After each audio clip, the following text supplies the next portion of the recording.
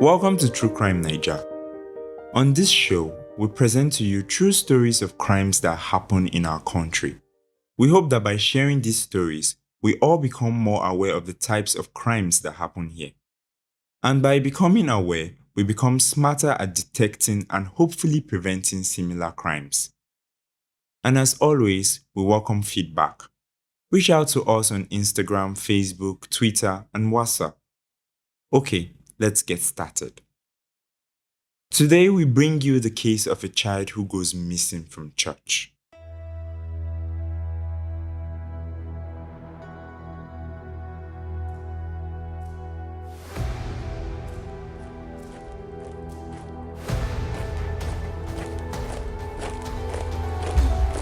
Toshano, Ipe, Toshano, Ipe, Toshano, Ipe, Toshano, Ipe, Toshano, Ipe, Toshano.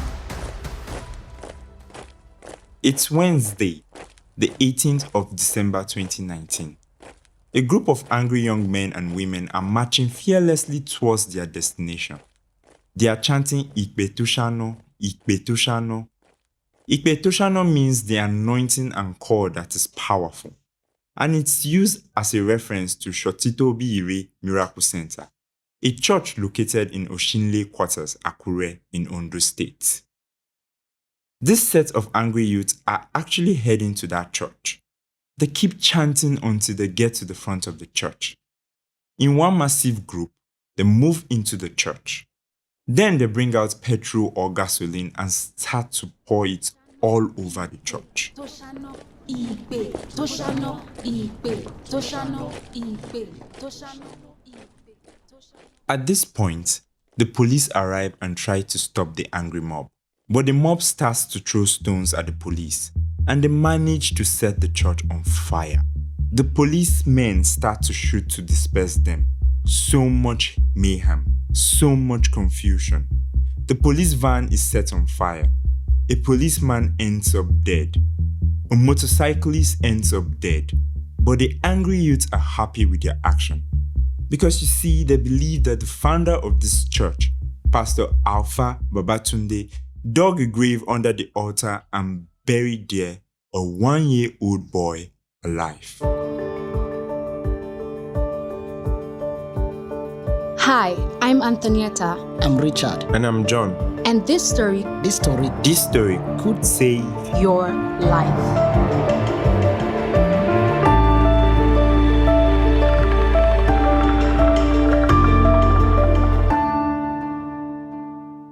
About 5 weeks earlier, the 10th of November 2019. It's a beautiful Sunday morning. The Shotito Biire Miracle Center is bustling with members going in for the morning service. Temitokbe, his wife Modukbe, and their son Gold arrive all dressed up in their Sunday best. Temitokbe looks like he's in his mid-30s. He's tall and dark with an average build. Modukbe, his wife, is also tall, brown skin. She looks like she's in her late 20s or at most early 30s. Their son Gold is a 1-year-old. His mother had dressed him in agbada, which is a flowing white-sleeved robe worn by men in West Africa. As the couple is about to go into the church, Modukbe pauses.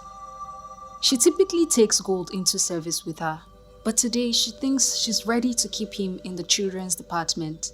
She asks Temitope to go ahead and that she'll join him soon. Children's department? Yeah, most churches have these sections where parents keep their kids during services. Their children are left with caretakers who are sometimes youth pastors or teachers. They teach and look after the children until the end of church service. This is just to keep the children from causing distractions and to give them an avenue to learn with their peer group. Oh, that makes sense. Modukbe and Temitope started to attend this church after they were invited by their friend. Modukbe says they enjoyed the service and were really impressed by how the church prayed frequently, and so they felt the church would benefit their spiritual life. The church ushers would usually ask Modukbe to take Gold to the children's department, but Modukbe was nervous about it because she felt that he was too young and couldn't walk yet. But today she has decided it's time for Gold to join his peers. Maybe if he hangs around his mates and sees them walking, it will encourage him to walk. As Modupe begins to head toward the children's department, a church member walks up to her. Gold's cute Agbada had caught his eye. The man compliments the little boy and takes photos of him. Then he asks Modupe about her husband. After the brief conversation, she drops Gold off, gives the teacher his lunchbox, and leaves. She takes a seat and begins to listen to the sermon. But at some point, she notices that the man who took photos of Gold was sitting behind her. Her mind is obviously still on Gold, so during service, Modupe walks to the children's department to check on him. As she approaches the children's department, she notices that Gold was not where she left him. Wait, I don't understand. Apparently, when she dropped him off, he was facing one position. But when she came back to check on him, his position had changed. But that's normal. Children move about. I agree, that's normal, but Modupe didn't see it like that. She's already upset, and then she notices that Gold is holding puff puff in his hand. Puff puff is a common breakfast food or snack in West Africa. It's kind of like fried dough. Modupe had packed juice and biscuits for Gold in his lunchbox, and she was wondering why they would give him anything else. She walks in and confronts the teacher, warning her not to give Gold anything that wasn't from his lunchbox. After this, she goes back to the main church, leaving Gold behind. At about 11:45 a.m., Modupe's mind is still on Gold. So she walks back to the children's department again to check on him. But this time, as she approaches, she can't spot him. She asks one of the teachers, "Where is Gold?" But the teacher doesn't seem to know. The teacher tells Modupe, maybe someone took him out to play. What? What does the teacher mean by maybe? It means she has no idea where Gold is. What? At this point, Modupe loses her cool. She starts shouting. She moves into the class herself and starts to turn every child in sight. The teachers don't seem bothered. They're trying to calm Modupe and are asking her to wait till after the service. This is a woman who has already checked on her child twice during service. They are asking her to wait? Exactly. Modupe was not going to wait. Temitope soon finds out that his son is missing. He joins Modupe and they continue searching for Gold.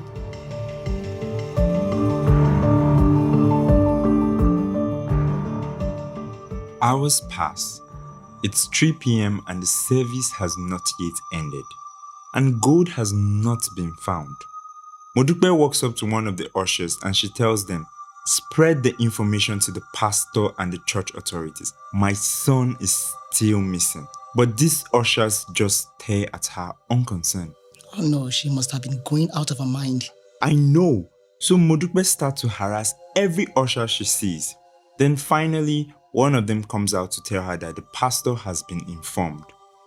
The usher asks her to be calm and assures her that they will find her son. As she continues looking for her son, the man who took pictures of him earlier walks up to her. He seems concerned and wants to know how he can help. He asks what steps she and her husband have taken to find Gold. He hangs around as Modupe and Temitope continue to look for Gold. It's 5 p.m. and the service has finally ended. Temitope and Modupe immediately meet with Pastor Alpha Babatunde. Babatunde is a man in his 40s. He asks the couple to be calm and tells them to go home and sleep. What? How is she expected to sleep? Exactly. And the pastor also said that he did not want the matter immediately reported to the police. He told them that every effort will be made by the church to find Gold. So Modupe and her husband go home. But Modupe can't rest. She calls her sister to tell her what happened. Her sister rushes to Akure from Ondo town and they all continue to search for Gold. Modupe even returns to see Pastor Babatunde later that evening. He again assures her that her son will be found. But minutes become hours and hours become days and days turn to a week.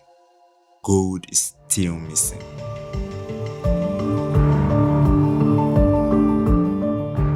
Rumors began to spread that Pastor Babatunde had buried gold alive under the church altar. People kept sharing the news, and when a popular TV station in the state carried it, there was outrage. This was the rumor that triggered the mob to burn down the church. Oh no, but if the rumor is true, they just burned down evidence. Right! But the burning of the church was probably what actually made the police finally take notice of the case. Wait, I thought the police were already involved? Well, it's not clear. According to Modupe, they reported to a B division station in Akure. She says that they even went to civil defense and then a radio station to announce that gold was missing. But she also says that the police were not responding as quickly, so they informed the Department of State Services, DSS. But according to Punch newspaper, the police public relations officer in the state, Femi Joseph, said the matter was not officially reported to the police by the parents. The police say it was Pastor Babatunde who reported that Temitope, Gold's father, and some thugs had invaded and destroyed his church. It was only during the investigation into Pastor Babatunde's allegation that they discovered the information about Gold's disappearance. So the police begin their investigation and assure everyone that they intend to reunite Gold with his parents.